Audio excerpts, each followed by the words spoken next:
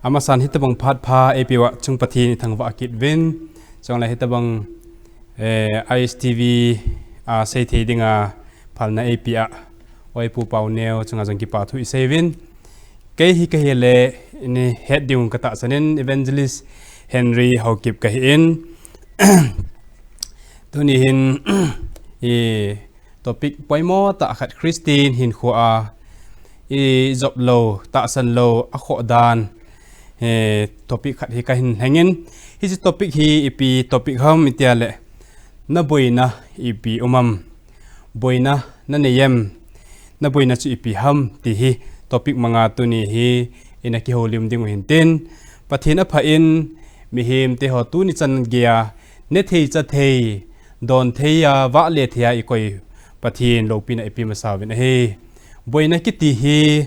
ani sei pantaw hitin koima boina neilo aki umpon he alin in jong boina neo cha cha ti ta lo alin ta ta jong to in boina eni to ubin he aneo win jong boina asei thelo chang jong omin boina to lo koima cha aki umpon ema level boina ki to so occasion he boina ki ti hi mi hem hi na in aki to so e ti hi kaga se do nomen chong le gancha in jong boina to in chong le mi hima dinga boina ho chu sei thelo khoma boina jong tamta phun do lo ding kata sanin na sat na ti ta lo jong lungel boina tamta ki to in thagaw lam jong boina ki to in he aneo naw sian jing hon jong athu na ho sei thelo khomin boina jong tamta tu okumen he ji chun boina ki ti him so save pathin khut sim zo sin boina ki to so ke ding a he ti gang ti jong hi he thi khan kain ta lang lo min he tunia hin iga ki ho lim na ding topic boina ki ti chung chang topic a kan kong iga ki ho lim ding a hin hi chung chang hin John gospel ki pan nutupa John bungkhat bungni na sung hi ni ki ho lim ding hin kana huwa mo pui mo ki puina golwa ti chung chang hi ahong hi penin he cha hin an thusim chu in za ding kata asan he Jesu Christa in thilkidang tam ta ani bolin he thilkidang ni bol hi Bible theme hon scholar hon record danin som thumlenga chan hi thilkidang ani bolin he hi chi thilkidang ani bol na la a thilkidang Jesu Christa dam sunga leisina len laya thilkidang ni bol masat pencho kana khuwa mo ki puina golwa kiti he kana khuwa mo pui golwa na thilkidang abol he ama dinga abol masat pen a hitan he a hele abol nu kha pen thilkidang miracle abol nu kha pen chi biham tiale Marcus Bill Petalin asat na Bill asat la Jesu Christan anung topi chu hi chu miracle thilkidang abon na anu kha pen a hi tin Bible na ki record in a he ai la tu ni a hin thosim dan chun hi tin agisunin John bungni na chang khat chun chu in ani thumnin Galilee gama kana khwa mo pui golwa aumin a hi aumin cha chun Jesu nu aumin atin silai hin a verse a chang dung zuya explain ne kha khat hil chit na jong ka hin nei nomen hi cha hin mo pui golwa akiti hi ai ho Christian hin kho jong thil poi mo ta khan hin hi chi mo pui kichen mo pui golwa akiti a hin ne khom aum lo wale anum thei pon a he ya chu golwa akiti hi izaw sa khal khal jiwin ji chun mo ki pui na golwa am lo wa ne khom na am lo wale mo pui golwa an cha lo hing lo a he tin jong ilal jiwin a he chutu bang ma chan hi chi laya kana kho mo ki pui na golwa a hin na sata in Jesu Christa le a sei ju hong azawin leng pi tui ho jang hom win a he ti jong a ki record na he hi cha hin hi chi kana kho mo pui golwa a hin chilai tabang hin tu lai mi tam tan jong kichen na mo pui golwa jong Christian hin kho ajing evolve ti hi mu do thein omin he hi chin pi ba sam tele Jesu Christa hi ai hon นี่เขาขัดเลยเยซูคริสต์ของพันเลยอีกเจียนปีดิ้งเวทสะนะจงเหตุจงไบเบิลอากิมุนเยซูเยซูดิ่งหอยจีที่ดิ่งเห็นหอยโฮบุมิเตจูจีที่ดิ่งเห็นหอยนี่เขาขัดเลยเยรูซาเล็มท่าต่อยุมคมดิ่งเยรูซาเล็มท่ายุมคมดิ่งเหตุอย่างสิกะเสดก็เสดอนอมินอะไรอันนี้เสยจำไปวิดินฮิจะเห็นจางนี่น่าจะสิมาเลย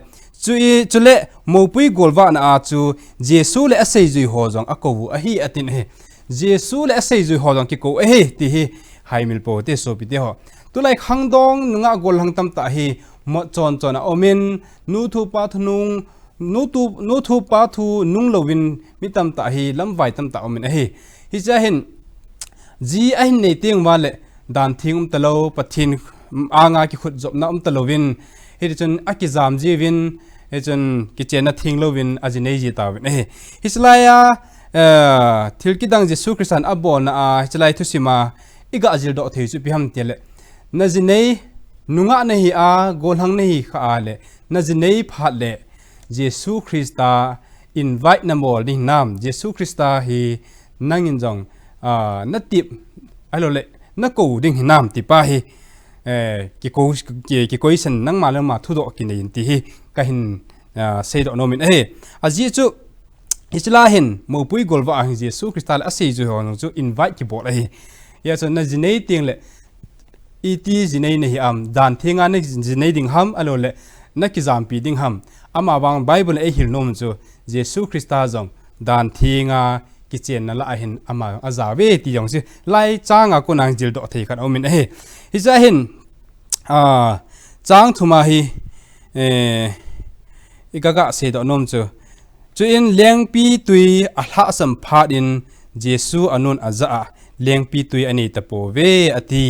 จ้างขัดน่าเห็นเยซูอนุจงจูมูปุยกอลว่าอาจจะอันจ้าเฮสไลปันไอเฮ็ดเทขัดจูเยซูคริสต์อนุจงฮี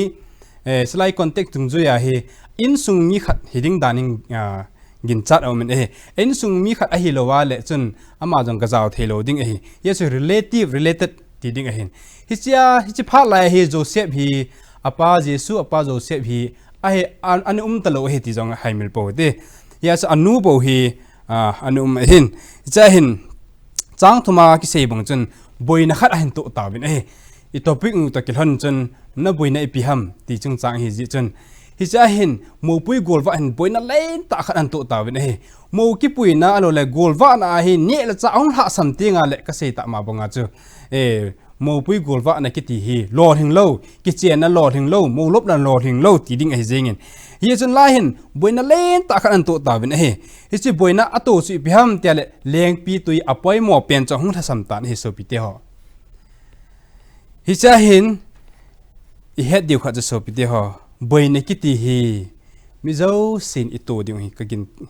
อีตัวเดียวฮีที่ฮีกินจัดหลังดิ้งอมปุ่นฮิจะไล่โมปุยกอลวานาบอยน่าอัตโตเล่นเป็นจุดพิมพ์เดียวเลี้ยงปีตุยเกรปจูสองหักสัมตันองหั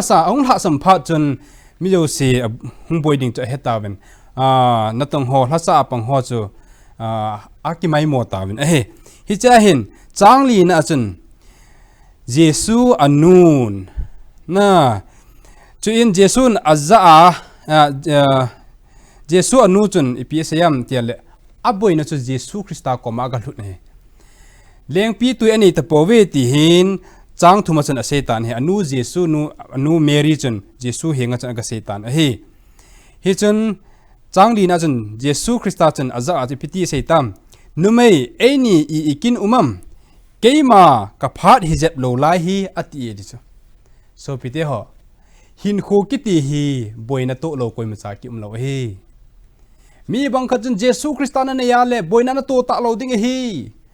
บอยนากิติหิมตะโลดิ้งฮีติหินนัสตันอเกลจีวินฮีไอ้ละโซพิเตหอตุนี่ก็เสดอนมจูบอยนาโตฮีเยซูคริสต์ตะกิไม้โตโจนฮีติปาฮิก็เสดอนมินฮีในหินขวาบอยนาโตจู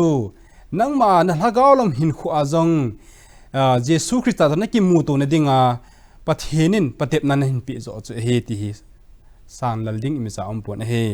โซปิเตหอฮิสลาหินจิโดดิ่งทิลตามตาเอาเมนเฮเซโดดิ่งฮิเลลาหินเซเลหันสอตไอเซทีดิ่งเฮฮิลาหิน a chom lang pungai la ding chu so pi te ho leng pi tui ha sam phan jesu anu in leng pi tui ani ta powe tin achapa pathin chapa jesu christa kom chun aka chen aga hlut ta ne boina na nei ting lew koi ko mana chi ji am so pi te ho mary anu in boina atu phan chun a boina chu koi ko ma ga chi am tile jesu ko ma ga chi ta cha leng pi tui ani ta powe aga ti ne tulai mi tam ta ho ni pi seivam leng pi tui ne nei anu le pi ha boina prosperity speaker hon alo le speaker to say tam ta hon a say jivin jesu christa na nei le boina na nei ta lo ding he ti an say jivin he a hi poiso pi te ho jesu christa na nei nunga jong boina thil tam ta na to ding he ti hi so pi te ho haimel po ti Matthew bung som langa kho chang som thum le gup nang khoi veleu chen tam ta jan to ding hi kei zala no hon gen thei he so nan to ding hi kei sanga ko hele amonu ham ate pi ham nu pa ham kei thu sanga anu pa thu nung jo je kanung zui hoi ai poitin jo asai na lai ne ko hele kanung hun zui chan chan across ki put de tin lai ka cross ki put han atin lai hen cross ki ti jo ha sat na boina gen the na hi so pi te ho jesu christa christian khat ka hi ti a jesu christa mena gen thei tho lo lai koina umwam so pi te ho jesu christa ki pama jesu christa dat ta a jesu christa mena kalsung ho chun boina ha sana thu te ding he hi chu ta sa a gen thei ha sana lungthima jong nen to ding he hi jong le hi cho chu e o ding a chap te in turning point ati dan hele jesu christa to ki mai tu zo hi ve ti ka sei do no mi ne so pi ti ho changli na chun jesu in aza anu mary za chun nu mei atin he nu mei aini ikin umam atin he hislaya even ale mihim kam pawa mihim kam chenga nu mei ga kiti hi paw ngai lo ta dan in akilang ne he anu ahing nu mary chu zani lo ta dan in nu mei ati jeng bang hi ngai to ale paw ngai lo ta dan in kilang a hi wanga am ho culture jewish day culture numei women kiti chu salut minu za ta minu tinalang zo a hi so pidio hi chu khangdong te ho a hin minu mi pa te koi hele nu le pa ni na lai ho jun nu le pa hi za nei ta salut ta za ta minu mi pa te a hi za jing ding a hi dan hichla hin ei hil nom bin ei ya chu jesu christian anu chu za nei ta a ho bunga chi hon jong inu hing nu ipang za nei ta i ho dingu ei ti jong he laya kon izil do nom bin ei hi cha chen boina hin to tawin tui lengpi tui hasam ta in anu mary in jesu christa koma boina atu chu agalu tan hi so piti ho boina na to tinga le koi koma na chi jiam lungnat na hin khuwa he so gen thei thil ti ta lawa jong mi to kilhasit ham alol mi to kilung no monan boina hon to kham so piti ho hi china to ni ting la chun koi kom na junam ne he no koma asei so na na wale le a na hai le kham ai lo le koi koma na chi jiam koi koma lungmo na na ki hol kham so piti ho hite bunga chu mi khat sei sit na dinga alo le na lung no mon la na lung no mon na ho lung all thina ding hola mi ko mana wale le kham so piti ho chu ti choi hele nanga do ding ka ti min hi hi chi sang chun jesu christa komin chi in hi chilaya mopui golwa kana khu a mopui golwa mary in jesu koma aboina agasia lengpi tui ani ta powe akati tabang bang hen e hon jong boina i to ting wale sumle pai ha sana i to mai theu alole mi khat ki ka ajong kilung no mo nai to mai theu ai lo le e phiam le si ta sa hin ajong gen thei za chom ha san ai to mai teu hi chu ho chu mi ko ma ka chi ai lo le ha san ho ka sei le sang jesu christa ko ma dil sunang tawin lang pathin thu bangin chon chun aman nati bang na ngai cha chu na hin pi ding he so pi te ho izena min ti le achapa pathinin achapa ta jing ban thidinga nang le ke chon set thad do ayum thini ding wa e hin sol pi wa cross ayung thi pi wa le ipidinga hi so chu boin ho chu e thapla pi lo ding ham ti hi kinep na kinep nan lal ding khat cha om pon he ji chun so pi te ho pathin hing zon tin ama hinga hlut la chun take it to the Lord in prayer ama hing hlut la chun ama in na ti bang chun hen pi ding he so pi te ho aban je kin otin ichun Mary chun Jesu koma aga se pha chun Jesu in numai aini ikin umam keima ka phat hilo lai a hin ti na hi so pi te ho changa chaga beote anun thasa ho za na za wa ka sei chan bolun ati so na za a sei chan bolun ati na za wa a sei chan ga bolun ati chu Mary hijlain Mary ta san na hi alo pi dan Mary ta san a ha dan hi mu thein om hin so pi te ho mu thein om hin hi I tabanga he tabang boina to jing wangin Jesu Christa chu khat beisa ha sat na ho a ki thu pilal na khapu in newa pan ain sin hi chen Jesu Christa in an ki thu pi to pe hin nu le pa hin in Jesu Christa chon dan chu na le sti lo jong Jesu chun thilki dang he ani bol nai pu in he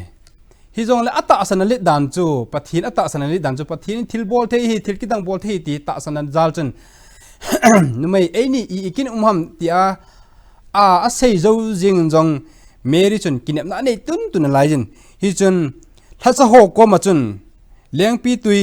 hom ho kom chun asim ho kom chun aga chin Jesu za chiwin lang aman a sei chano na za wa sei chan chu bolun aga tikit na lai so pi te ho chang ku ma chi simale chu ko ma chu juda te dan a kisu thing na moni monthum ket gate che ket che song bel gu uma he ti cha chan 6 jar omekidi chahin jesun azawa tui bel ho chu tui sung dimun ati chuin ama hon hi cheng chu tui asung dim se ta ve ati chang ge chu simale chuin aman jawa tui thalun lang golwa vai hom pa hinga choyun ati chuin ama hon a choi ta ve chuin golwa vai hom pa chun tui si leng pi tui kisu sa chu ate kha pha chun hoya kon a hi a hepoi thasa ho athala pang ho wang chun a hena ve chuin golwa vai hom pa chun mo chang chu akowin aza mitinin leng pi tui achi atung do masa ngai jin chule min adon khop ting le adaw zep apijin nang man tu gein leng pi tui chi na koi na lai je ati lo pi dan hi cha hi izil do thei thil tam ta jong le ka hin share nom ka hin se do nom chu bhiam tiale Jesu Christa in thilkidang abol hi mi te ding wang gin cha thil hilo mai thi jong le hisla hin Jesu Christan thilkidang in khuwa hin bo nom tama jong le ema ikipi lowa eman athu inun lowa le is in khuwa hi thilkidang so thilo ding hi ti jong hi haimil po thi so pite ho Mary in chin lang Jesun asei hi nazawa asei chengsi gobolon atiu chun thacha pang ho chun Jesu Christa in hi chi bel ho an tui sungdim ati chun tui sungdim te hi han lang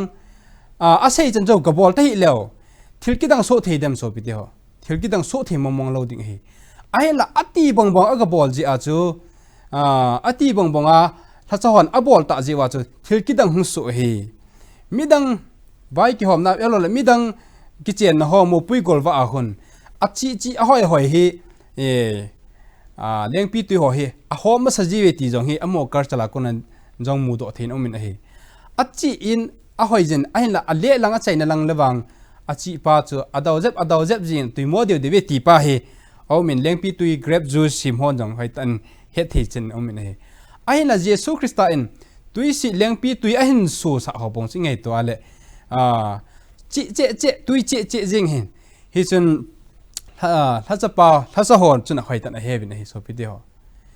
ka sei do nom so pite ho na hin kho boina na ni tinga le Jesu ko ma chi in first step a hin chu Jesu henga imazao selhunin ama na hin kho thilkidang ahin dop lu ding hi hi mitam tan boina na nei lo boin Jesus Christ na nei le boina na nei ta lo ding hi ati jivin hela hi lai kuna zil do thei chu biham tele boina i nei ho hi ai hon we have opportunity to face Jesus na Jesus Christ to ki mai tu na dinga phat kilem zo hi boina na nei chana chu pathinin ha na pi ding hi yes more problem more power boina na ha nei chana chu ha na pathin na pi ding hi boina pathin hinlun sa in tia hinlun sa hin tia taw ding hi puiso pi ti ho boina hung lung jong la pathin ha na nei pin tia hi taw zo ding hi taw na ha nei chana hi pathin ha na pi ding hi ha na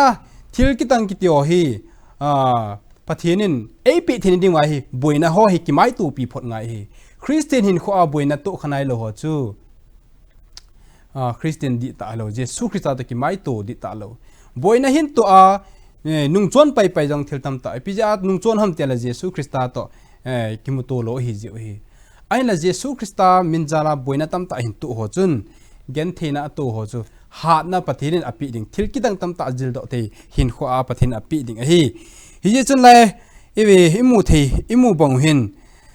more problem more power boina na ha to chana chu ha na pathin pi ding hi less problem less power boina hlom ta na tu le thil ki dang miracle jang hlom ta na hat lo tam ta na hello ding miracle hlom ta na mu ding hi ai banga no problem is no miracle boina na to lo wale biham miracle thil ki dang na mu lo ding hi hi so piti ho tu ne hin Jesus Christa ihin khowa zinein a hen lang ipiham ikichen ni khu hojong le Jesus Christa invite na bo hinam point number 1 na ani na chun Jesus Christa Christian hin khu a hin boina Jesus Christa inei zo in jong Jesus Christa hin khu a inei zo in jong boina ki to te ding hi boina ki to te ding hi ti haimil bo te athum na chun boina inei tienga hele hoila chi di ham iheng i kom chi a ilung boina ho igen thin ho min ilung isut na no ho chu gachia ga share ga boarding ham hi poi hi sang ga Jesus Christa hing thut phonin ti cho hi Mary in jong hi ta cha bol hi chun boina i to thing le Jesus Christa kom izot thin di izot na thil ki dang ikine bonga hung hlun thin ding ang chu ta san na ha poi mon hi Mary jong ta san na nei he Mary ta san na nei bang chun anei chun chin ha cha ho ko ma a sei chu gan nung a sei chu ga bolun ati ji chun sei ngai he athu pi kinin thunun he athu pi in Jesus Christa ka nei alole boina tam ta ka tu itia boina ho chu isu lap thein dinga chu Jesus Christa thu sei chu Bible chunga kiji ho hi athu sima athu hi nun phot kit angai jin he achuti lawale thilki dang so thei ki lo ding hi so pite ho thilki dang so thin dinga chu Jesus Christa koma taw ding Jesus Christa thu sei ho cha chu nun kit ding angai jin hi chu hi so pite tu ni ai sei do no mu chu hi boina kiti hi ato lo koima akim poi boina hi to te ding hi goi boina to lo chun thilki dang ato thei poi ti pa hi haimil po te isa chun chang som la khatlang chun jesun hi chi mel chi na kidang chu Galilee gama kana khwa abol pat ahin alo pina aphung do tai hi chi thilki dang ki bol hi chi ho ding keu se ai pun ipidinga Jesus Christian abol ham tiale Jesus Christian asei zui ho ta sanang chu asu bulit na asu confident api na hin jin asei zui ho chu ata sana aphu da na ti taw de aphu da na jong hi ichun anung zui nang thil ki dang bol da kit hanang le khat ve le hung sam kit thei mi min a thei hin ain la Jesus Christian hi chi masang chu a het jin